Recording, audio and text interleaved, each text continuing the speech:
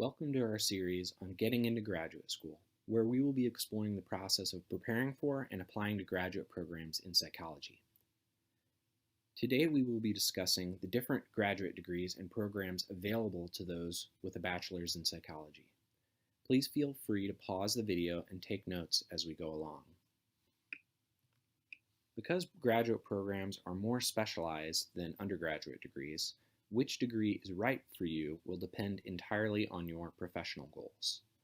Generally, there are two things you should consider when deciding on what kind of degree is right for you: your area of concentration and the level and type of degree.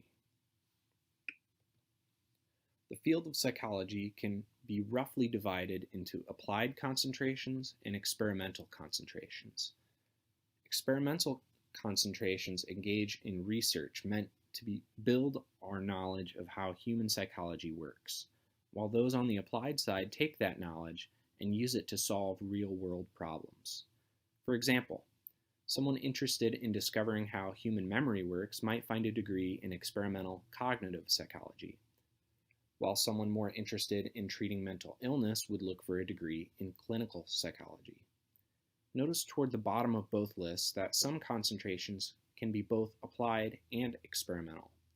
Health psychologists might be interested in researching what makes people healthy, or in how to apply those concepts to a public health advertising campaign.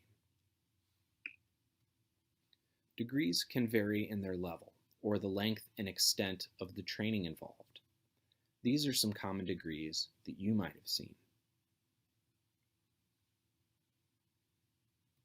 Doctoral degrees are the most advanced and typically take 4 to 5 years to complete. For those interested in clinical or counseling work, the distinction between the PsyD and the PhD is important. PsyDs are typically 4 years and self-funded. Those in PsyD programs do not do any research and are trained exclusively as clinicians. PhDs in clinical psychology also prepare you to be a clinician, but heavily emphasize clinical research. PhDs typically take an additional year, but usually provide full tuition remission and a monthly stipend. PhDs that only emphasize research also take 5 years and come with tuition remission and stipends. These degrees only prepare you for a career in research. This means you would work in academia as a professor or as the head of your own research team in the private sector. Master's degrees usually take about 2 years to complete, though some have additional internship requirements. When applying for a master's degree, you should do research about funding. Many times you can find work as a graduate assistant, which will provide tuition remission and a stipend, though these are less common in a master's program than they are for a PhD program. If you're interested in an applied career, there are many options that may fit your interests. Those with clinical interest, for example, might pursue a Master's of Arts in Clinical Counseling or School Psychology. Master's degrees that emphasize research can help increase a student's chance of entering a doctoral program. Others use these research degrees to work as research associates in the private sector or for survey companies. Which degree is right for you depends entirely on your professional goals and what fits you personally. Master's degrees are typically easier to get into, take less time to complete, and still allow one to enter their desired field.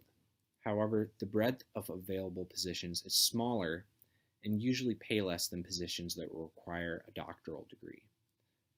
Doctoral programs have more rigorous standards and take much longer, but come with the advantage of higher pay and positions with greater freedom and control. You should consider your goals, academic record, funding, and desired matriculation time before deciding on a degree. That concludes part 2 of our series on graduate school. Be sure to check out parts 3 through 7 and check the description box below for additional information, links, and materials.